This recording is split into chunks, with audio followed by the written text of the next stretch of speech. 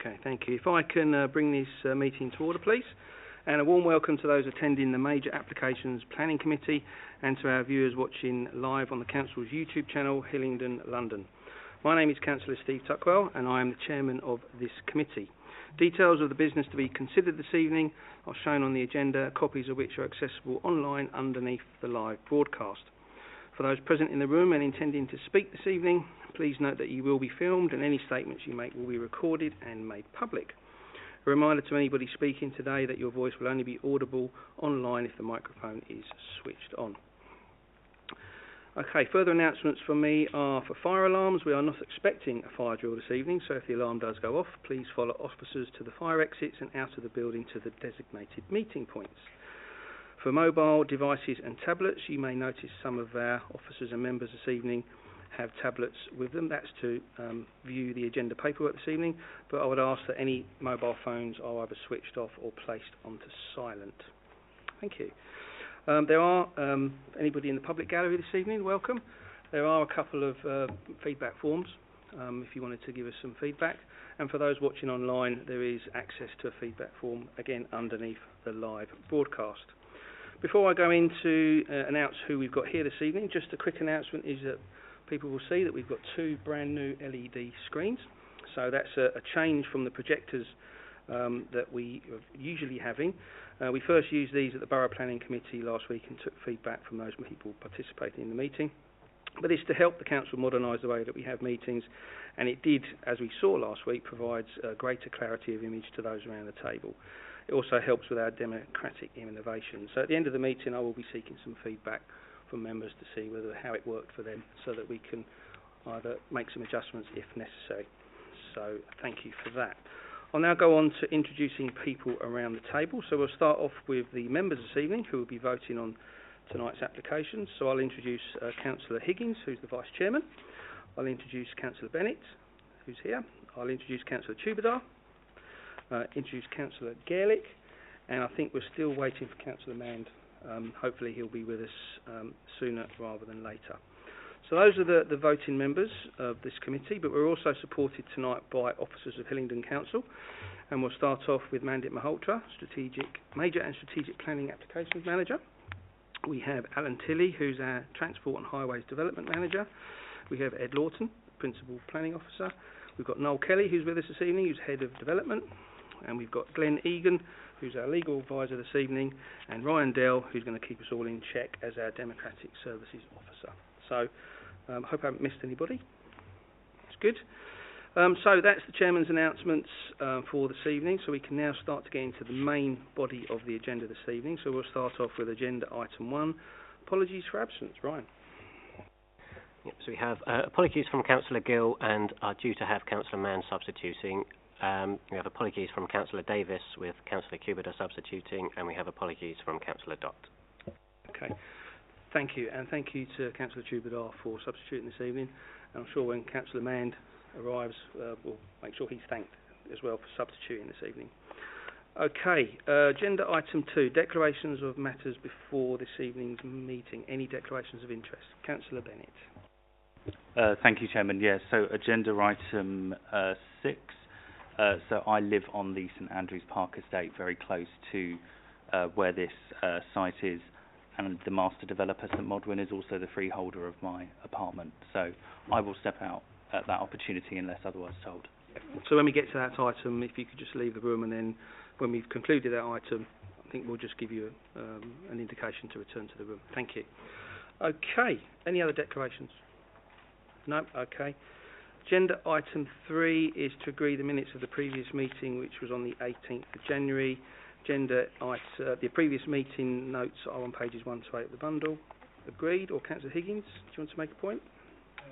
Thank you, Chairman. Just to make sure that I don't see in the minutes how we did mention that all the 106 money would be spent internally into Hillingdon. It doesn't seem to. I know it was in the report, and we agreed that, but we agreed that the additional 106 money that was given over by the agreements for the carbon offset, and that would be spent on other further NHS but in Hillingdon. Yeah. I just want to make a note of that. Okay. It's not here. Okay. Anything happy to make that amendment? Yeah. Okay, we'll make that. I'm not seeing anybody indicate. I wasn't here myself, and as we know, you chaired that meeting. So, yeah. So, okay, we'll make that amendment. Thank you.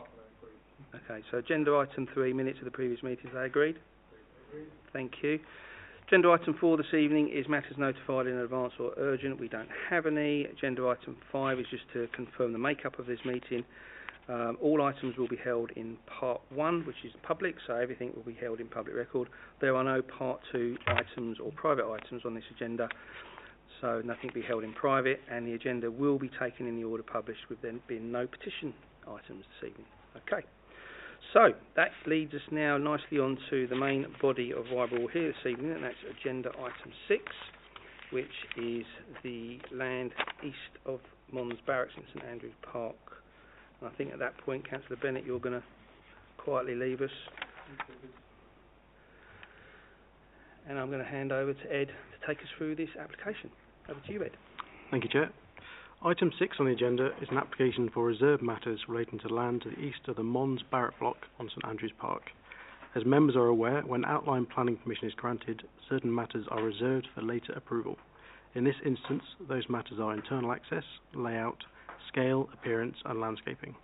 The outline consent set parameters within which the proposed development must accord, for example maximum building heights and parking levels.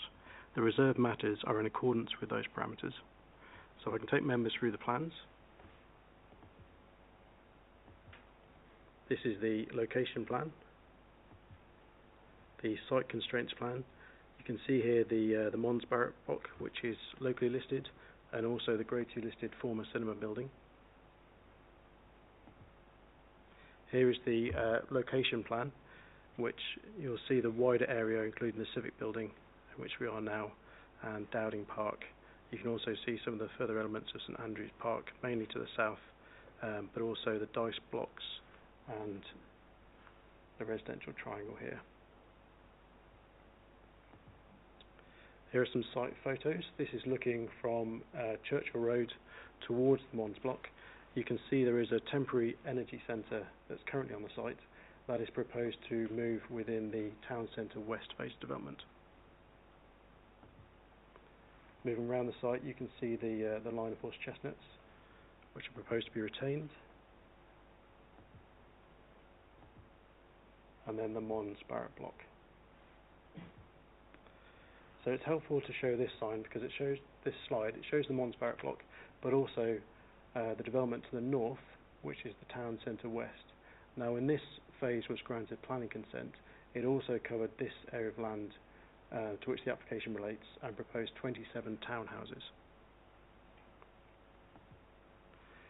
The site isn't level, so there's a change in levels, which means that at the lower end of the site, this is at ground level, but at this end, this is approximately 1 story higher.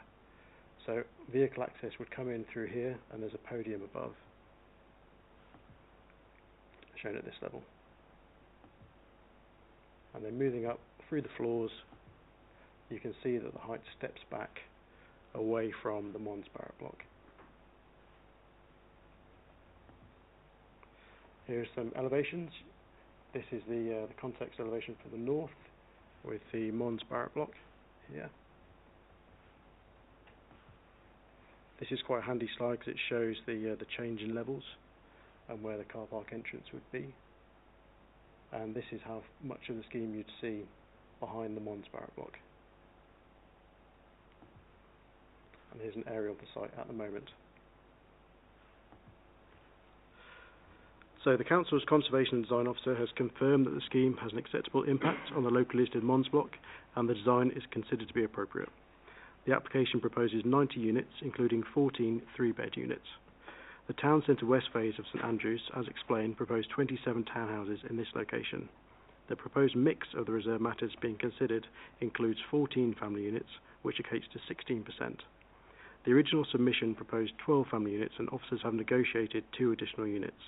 This is above the level secured at outline stage, and the mix is deemed appropriate due to the site's location within the town centre, where a high proportion of 1- and 2-bed units are considered to be appropriate. the Council's policy team have confirmed they consider the mix acceptable. In terms of affordable housing, this is slightly more complicated. The Section 106 legal agreement attached to the outline consent provided some flexibility given the overlap with the Town Centre West phase.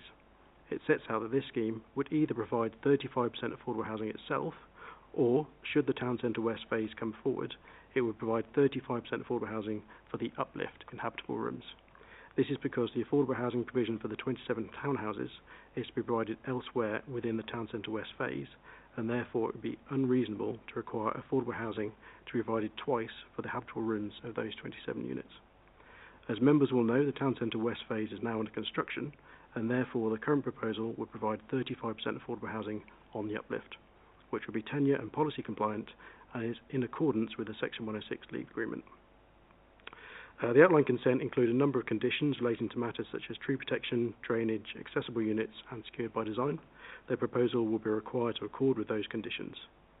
There are 3 addendum items. 1, to clarify the tenure split of the affordable housing. Clarification regarding the location of tree T40, which is outside of the application site. And 1 further point that the Town Centre West proposed 27 units. At one point in the report it incorrectly refers to 23. So the reserved matters are in accordance with the outline consent, and as such the application is recommended for approval. Thank you, Chair. Okay. Thank you very much for taking us through that, Ed. As I said earlier on, we have no petitions this evening, so no speakers on this one, so we can go straight to the debate. So, Councillor Higgins. Just a couple of I mean, it's quite self-explanatory, but just a couple of questions. That's the only access to the car park is from that entrance, is that correct? And also, are we saying that the 35% affordable housing will be in place before this will be built anyway, because it's being built at the moment, is that correct as well? Did I understand that right? That's my understanding, yeah. Yeah, okay, fine. I'll move with officer's recommendation. Okay. I'm sure other people have got something to ask. No, thank you. Any other members wishing to indicate we are moved? Councillor Tukwell. Thank you, Mr. Chairman. I would like to second the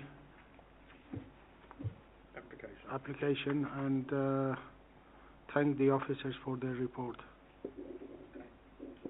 No, thank you. We're moved and seconded. Just before we go to the votes, people drawn their attention to the addendum sheet, which I'm sure they would have already looked at. I mean, it is a reserved matters application. We do need to determine what we can determine, but the vast majority of the scheme has already been determined, and it was a really useful explanation on the housing, affordable housing mix, because it was not quite as straightforward. It's linked to the wider development. Okay, so we're moved and seconded. Can I have a show of hands, please, for officer's recommendation? So that's unanimous. So that's 4 out of 4. Is that right?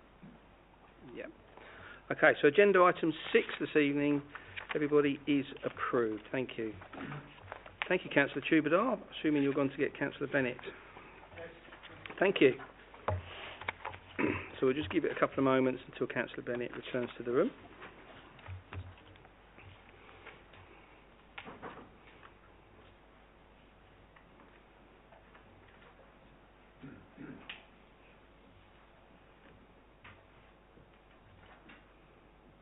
So we're all back. Okay, welcome back, Councillor Bennett. Thank you. Okay, agenda item 7, Shergard House on the Uxbridge Road. Over to you, Ed. Thank you, Chair. Item 7 on the agenda is an application for an extension to the Shergard House self-storage facility to the north of the Uxbridge Road. So I can take members through the plans. Here is the existing location plan, the constraints plan, and some photos of the area. So this is the existing building. You can see the folly here, which is the fake lighthouse and the administrative offices. This is a view taken from the canal, looking across towards the site. And here are the surrounding uses. You'll see that these uses here are the industrial uses, some commercial uses, and then the surrounding residential on Delamere Road and Tollgate Drive. So this is the existing site plan. And existing floor plans. The existing elevations, sections,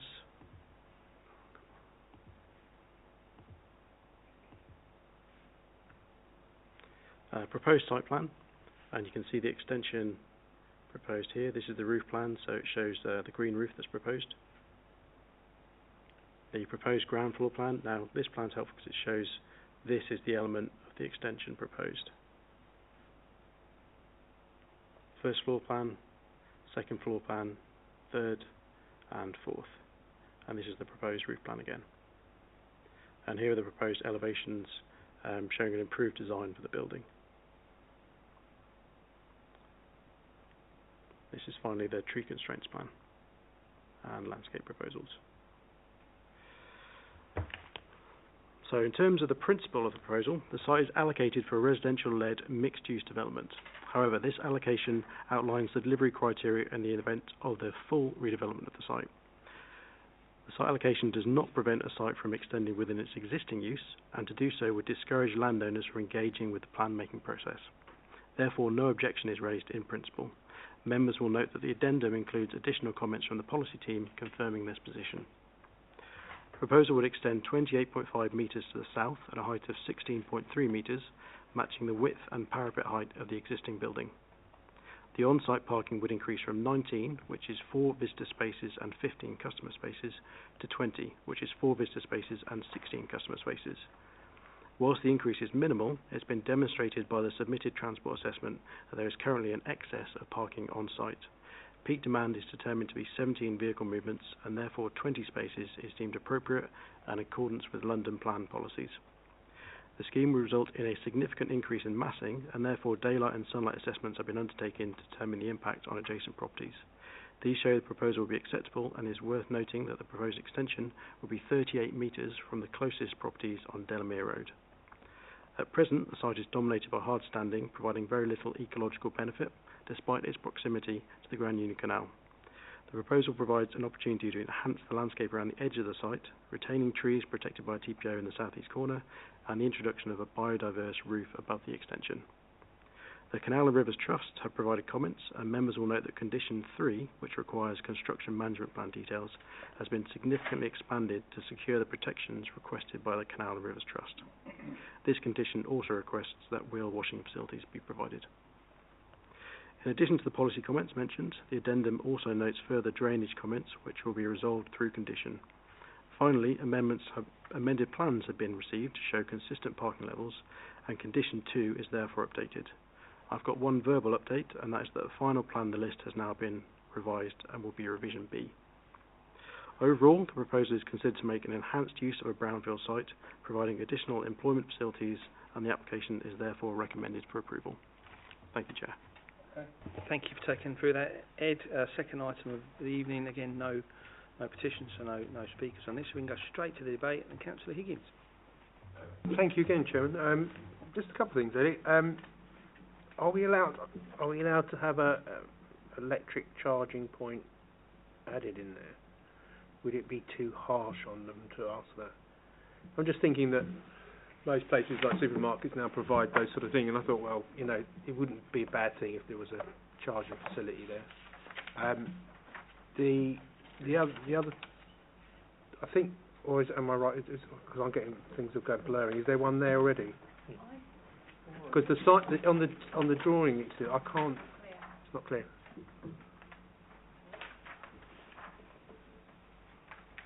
But one of the, it is there, yeah. Yeah, sorry. Okay, that's great. So I'll forget that then. The second thing is about the roof. I think it's a fantastic idea. I mean, I know we have a condition for landscaping, but do we have a lot of things about how we can help birds and buy more biodiversity on it, and just plants, obviously, because I can see the contribution is quite heavy on the pollution, the element.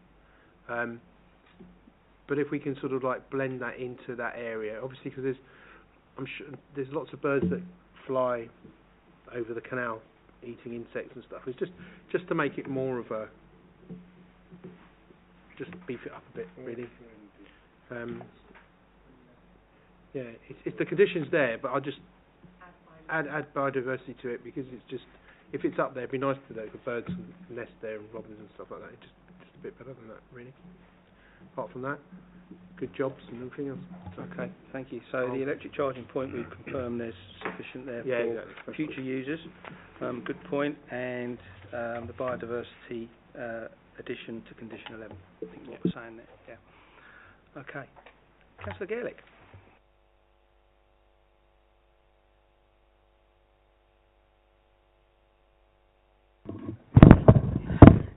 Just need more information about the fire lift. It mentions in the documents that there's at least one. Do we know approximately how many extra units will be in the extension? Councillor Gaelic has asked a question about, I think you're referring to condition 19, and it's how many additional storage units are going to be included in the extension.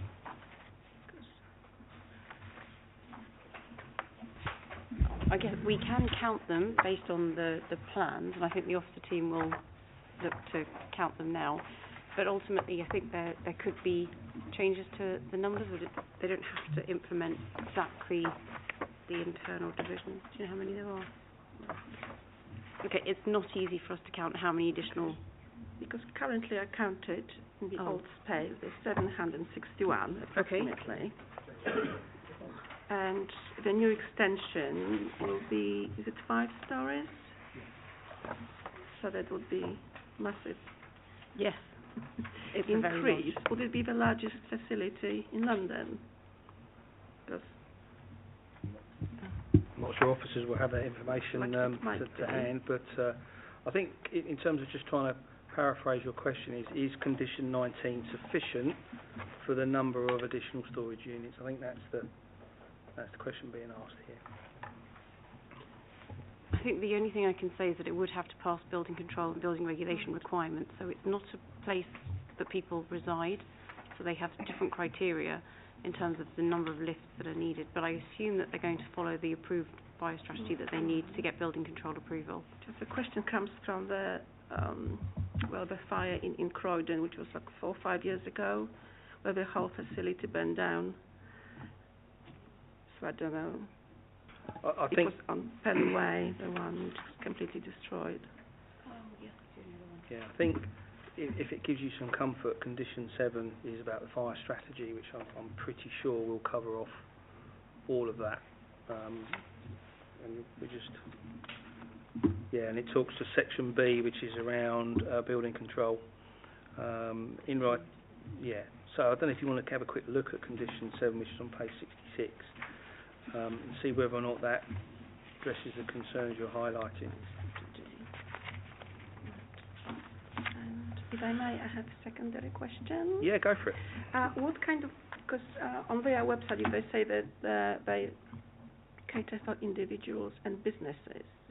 So do we know what kind of businesses can use those premises?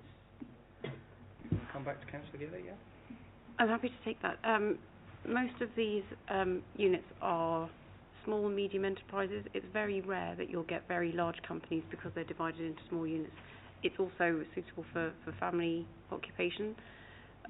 When I say family, a household who might be moving, who want to put their things into storage. You cannot live in them. Right. But yes, it's usually generally for small and medium businesses and for storage for them. But it could be used by anyone. It could be used by a multiple retailer, so a larger organisation as well. Because I know that at the Riceland facility, at some point, the every drivers were collecting their parcels from there. They used it as a kind of distribution location.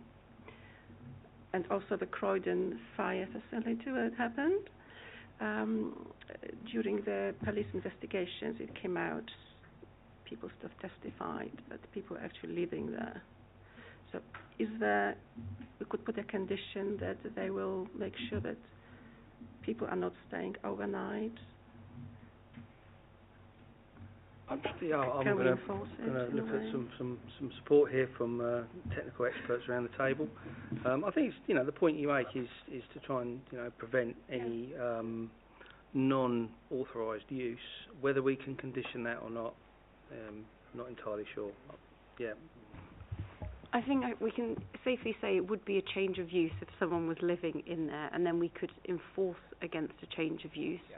There is absolutely no harm in adding a condition that they cannot be used as a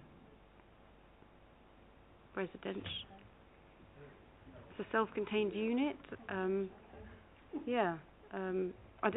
So we have the former head of enforcement, who's now our service manager as well, interim head of DM. So I'll let him jump in. Obviously, the difficulty or the challenges would come in terms of the enforceability of the condition, and obviously that's a consideration when we're putting together our conditions, and we need to have regard to that. I mean, the other thing that kind of strikes me is that I would say the majority of the units would be of such a size that there wouldn't be. You could argue that there wouldn't be of a size that would be suitable for residential occupation, but of course that doesn't mean that you couldn't have some scenarios. But I don't think there'd be a particular objection to a condition of sorts, but it's the enforceability of it that would be concerning in terms of how we would monitor it. Yes, it'd be difficult. Okay, thank you. But it's good to have those kind of debates, actually. So, okay, any other indicators? Councillor Tukwell. Thank you, Mr. Chairman. Actually, I would like to propose that we go with the officer's recommendation on this one, please.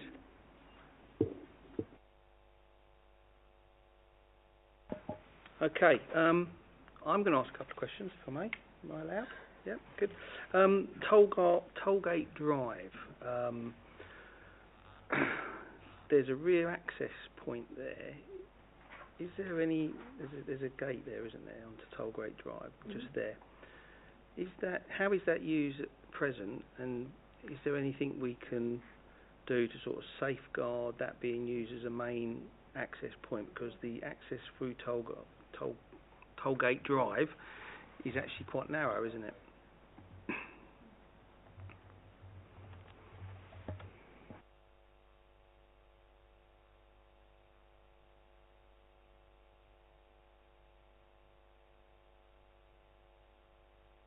Over to you, Alan. Thank you very much, Chairman. Yes, I can confirm that Tollgate Drive is not currently used, and there are no proposals to use it in the future with the development built out. Okay. If I may follow up on that, is that something we could protect through a condition that says it won't be used as a main access point? I think. Or as any. I mean, obviously, I think it's there for emergency purposes. By the looks of it. But we wouldn't want that turning into sort of like, a main in and out for lorries or cars for what is a very, very narrow residential road. So if that is suitable for a condition, protecting the residents of Tollgate Drive. We could potentially amend condition 14, which relates to parking design and management plan. Yeah, okay. Yeah, fine. Any other indicators? Councillor Higgins. To have some clarity on that, I mean, is it used for emergency now or not? That exit, or is it's just been blocked off? Is it for emergency? Alan, do you know at all? Thank you, Chairman. In reading up on this application, I have definitely read the sentence that the access is not used. Yeah. Okay. Thank you, Chairman. Can I come back, Chairman? You may. On that basis, then I'm quite happy to say that it's not to be used for things, but if it is able to be used for access for emergency vehicles, then I don't have a problem with that. Yeah, that could, emergencies only, or emergency something only. like that. As long as we cover that element of it, then I'm quite happy to second the application. Okay. Good, thank you. Right, we're moved and seconded. I can't see any other indicators. Just to clarify what we've made a couple of changes as we went through there. So condition 11 we're going to slightly amend to include a biodiversity element for the trees, I think was in particular. And we are going to amend condition 14 to reflect that the access gates going into Tollgate Drive isn't to be used for anything other than emergency access. Okay. So on that note, can I take a show of hands for agenda item 7, please? All those in favour? So that's unanimous. Thank you. So agenda item 7 this evening is approved. Thank you very much, everybody. And that brings us to the last item this evening, which is agenda item 8, which is an out-of-borough consultation. So this is an application which isn't in Hillingdon, but because of its proximity to Hillingdon, we get the opportunity to say what we think about it. Ed, over to you. Thank you, Chair. So item 8 on the agenda relates to the outer borough consultation from Buckinghamshire County Council for a new data centre on the Woodlands Park landfill site situated on land east of the M25. Members should note this application is a second application for the same proposals. On the 14th of March 2022, Hillingdon objected to the previous application. If I can take members through the presentation. So here is the site location plan. Here is the view from the River Colne.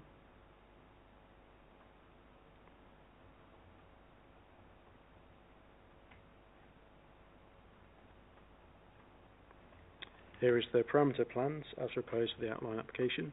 You can see the 3 large blocks here that are proposed. Here's the development zones and the building heights and the green infrastructure, access and movement, and here's a bird's eye view of the current area. As you can see, it's not been developed. So the site measures approximately 52.4 hectares and is located entirely within the Buckinghamshire Council area, but immediately adjoins the western boundary of Hillingdon. Buckinghamshire Council have requested Hillingdon's comments on the application, which seeks outline planning permission for the redevelopment of the former landfill site for a data centre development of up to 163,000 square metres delivered across 3 buildings. The site covers a large area of greenbelt and is currently undeveloped, and the National Planning Policy Framework outlines that inappropriate development is, by definition, harmful to the greenbelt and should not be approved except in very special circumstances. The proposed development would not meet any of the exceptions outlined within the NPPF. The proposed development would result in a significant increase in built form, and the volume of the 3 large buildings would cause significant harm to the openness of the greenbelt. This harm is given substantial weight and is not considered to be outweighed by the very special circumstances presented under the application submission. Further, the proposed development is not sustainable, air quality neutral, or clean by design, and produces significant adverse impacts on sensitive receptors downwind of the application site within Hillingdon. This would deteriorate existing poor air quality conditions. The only change to the previous application to which Hillingdon objected relate to the applicant providing further details of the very special circumstances. However, these still relate to the economic benefits of the proposals and do not justify why the proposed scheme needs to be located within the Greenbelt. No further changes are proposed to the development to which Hillingdon has previously objected. Accordingly, it is recommended that Hillingdon Council object to the proposed development for the same reasons as previously raised. These being inappropriate development within the Greenbelt without very special circumstances, unacceptable impact on the character and appearance of the area, and unacceptable impact on local air quality conditions without sufficient mitigation. There are no addendum items or verbal updates on this application. Thank you, Chair. Okay, thank you very much for taking us through that, Ed. And there might be a couple of people in the room that actually remember this coming to this committee about a year ago now. I think it was about a year ago. Okay, Councillor Higgins. Thank you, Joanne. Yeah, I agree with officer. I still don't understand why we're consulted on this. I didn't understand it the first time, I didn't understand it this time. Totally agree that we should object to it. There's better ways of doing that. Put it underground, it wouldn't be a problem.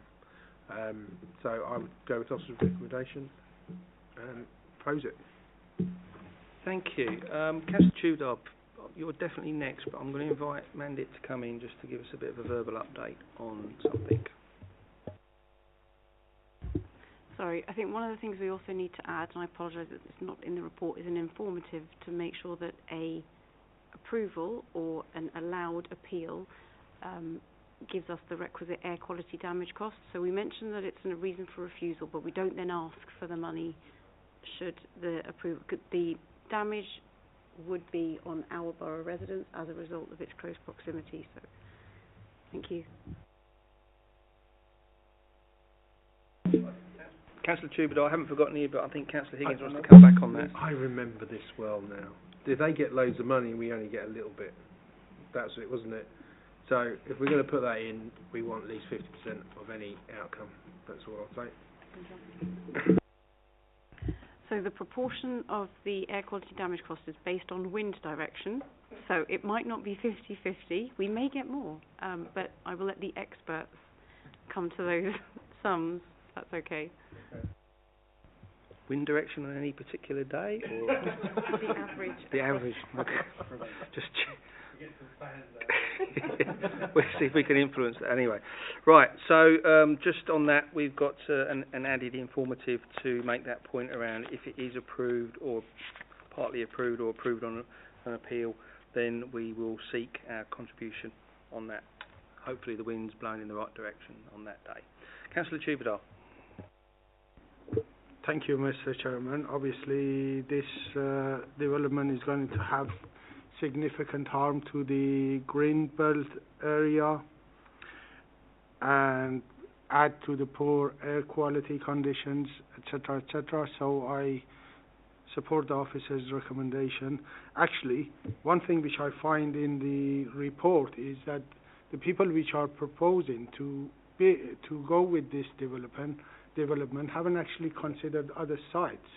For example, we have actually mentioned a number of sites in Oxbridge which are quite suitable for this type of development without any harm to the environment, etc., etc. So, taking all these into account, I would like to propose that we go with the officer.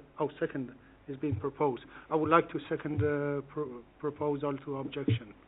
Thank you very much, Councillor Tukwell. So we are moved and seconded. Not seeing anybody else wishing to talk, so we can go straight to the vote. All those in favour of officer's recommendation, raise your hands. So that's unanimous. So agenda item 8 is objected to, I think is the way to phrase that on behalf of Hillingdon. Okay, right, that brings us to the end of this evening's meeting. Thank you very much to everybody for their contributions. Thank you to anybody watching at home, and especially to officers who presented this evening, you know, and to members as well who have participated in the debate. So on that note, we'll bid everybody a good night and we'll close the meeting. Thank you.